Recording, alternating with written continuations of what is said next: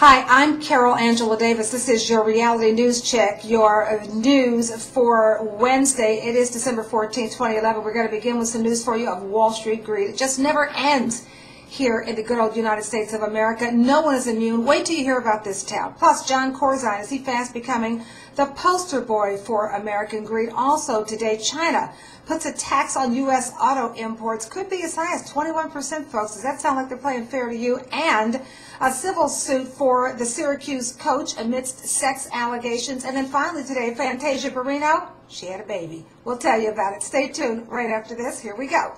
In state and local news, get this. One of the poorest communities in America, folks, in the southern part of America, which tends to be the poorest part of America, one of the poorest communities in the South is reportedly in even worse financial straits because of greed, corruption, and you guessed it, folks, Wall Street.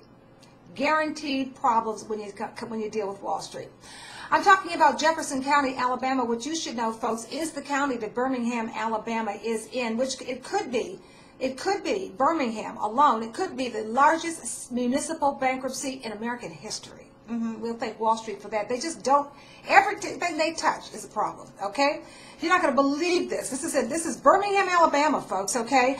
Residents of Alabama's most populous county are now forced to bathe in bottled water and use portable toilets after being cut off from the main water supply. Thank you, Wall Street. We love you. All right, get this. It's cheaper over there. It's cheaper to buy drums of water from the local gas station and to pay about $14 a month to a sanitation company to remove the waste from a porta potty that sits in your backyard, okay, than it is to have the combined water and sewage from the city. Can you believe that? The combined water and sewage rate bill, which in some months can cost as much as $300. Can you believe that? Sewage, can you believe that?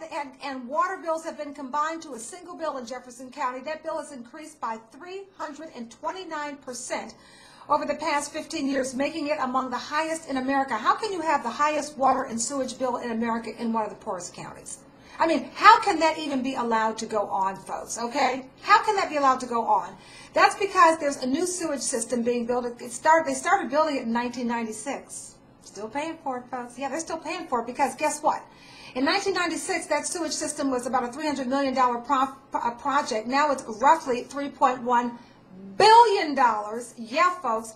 After construction problems, and you guessed it, folks, Wall Street. That's right. A series of bond and derivative deals. We know none of those are any good. Yeah, a series of bond and derivative deals, folks. That's what caused just this county to go haywire. Those deals, of course, went sour in the financial meltdown in 2008. And, of course, as we all know, Wall Street is right in the middle of the drama that pushes people into poverty every time. Investment bank J.P. Morgan Securities and two of its former directors have been fined for offering bribes to Jefferson County workers and politicians so they could win business financing the sewer upgrade. Now, they haven't gone to jail. They've just been fined. Okay, meanwhile, 6 of Jefferson County's former commissioners have been found guilty of corruption for accepting bribes, so they're probably going to jail, along with 15 other officials. And last month, the county filed for bankruptcy. And what about the bonds that sank Jefferson County? Listen to this. Current county manager, his name is Tony Patellos. He is the former mayor of Birmingham's neighboring city of Hoover. He says after he attended a presentation by a Wall Street bank about the same kind of bonds that are proving to be the downfall of Jefferson County, this was when he was back working as the mayor of Hoover. He attended a session where they were talking, that Wall Street financiers were talking about these bond deals. He says he turned to his financial manager and said, "Did you understand that?" To which his financial manager said, "No." To which he said that I'm not doing it. Fortunately, he didn't. Jefferson County did. And of course, we know why they did it, because of the bribes. And of course, the only people going to jail are the people, the city officials, the city managers. I don't know why those people at J.P. Morgan Securities got fined. They need to go to jail. Jail. Jail. Put these people in prison. And speaking of that, let's look at Jon Corzine and MF Global. Apparently, the regulatory arm of CME Group is alleging that former MF Global chief Jon Corzine did know that money that is now bankrupt brokerage firm lent to a European affiliate was customer money. They say he knew it. As you know, there's about $1.2 billion of money missing, and federal regulators are looking into whether MF Global used any customer funds to try and stave off a financial crisis, which, as you know, is absolutely against the rules. Well, guess what? Corzine has given sworn testimony that he has no idea where the money is. No thanks. Typical Wall Street amnesia and dumbness.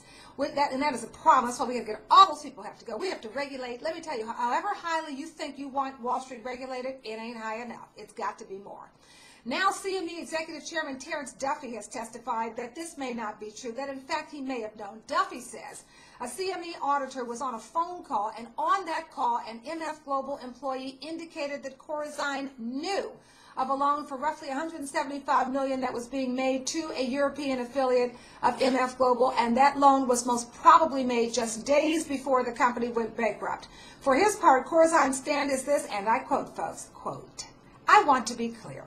I never gave any instructions to misuse customer funds. I never intended anyone at MF Global to misuse customer funds," unquote. We know what the deal is. He's trying to prove he didn't have intent. He's all into the legal bumbo jumbo, but at the end of the day, guess what, folks? If he didn't know, he should have known. And we're sick and tired of Wall Street not knowing. They should have known. If they don't know and they're in that position, remove them or regulate them so we can make sure that they do know. And if they don't know, chuck them. All right. In international news, looking at China, even in China, the economic news is not good. In fact, China's economic authorities say they'll guarantee growth in 2012 despite an extremely grim global outlook for the year ahead. But guess what else they said? China's Commerce Ministry says it's going to tax imports of small U.S. cars, folks. The tariff is going to range from 2% to 21.5%. That's a lot of money. And it's going to affect General Motors, Chrysler, Ford, and of course other U.S.-based foreign car makers. It'll start on Thursday, that'll be tomorrow, and last for 2 years. You should also know that growth in China has slowed for 3 quarters in a row, and some economists predict that it could fall below 9% next year for the first time in 10 years. See, China plays so dirty, eventually they're going to go down for the count. Ask Wall Street. In sports, 2 men who accused the former Syracuse University assistant basketball coach of sexual abuse are now suing him for defamation. Being sued is Jim Boeheim. He's a longtime head basketball coach, and as you know, Bobby Davis and his stepbrother Mike Lang have accused the former assistant coach, we're talking Bernie Fine, of repeatedly abusing them when they were children. Now, Fine has not been charged with the crime. He does maintain his innocence. Boeheim initially supported Fine, accusing Lang and Davis of lying about their story, but the coach later apologized for his comments. On one occasion, this is what the lawsuit says, on one occasion, the lawsuit alleges that Boeheim saw a then 15-year-old Davis lying on a bed in Fine's hotel room.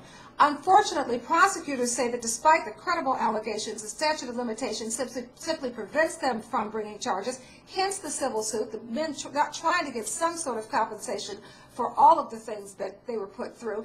At the same time, though, all is not lost because the feds are investigating, and in fact, the feds may be able to bring criminal charges against Bernie Fine.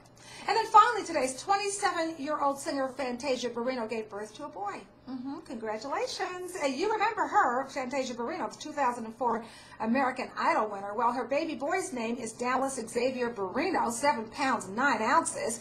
All right, she hasn't said yet who the father is, but she did, as we all know, acknowledge a relationship with a married man who she has testified that she knew from day one that he was married and still living with his wife. Ew. All right, folks, those are your stories. See you next time. I'm Carol Angela Davis. Thank you for joining me. Hope you'll follow me on Twitter at Carol Angela D. Have a great day.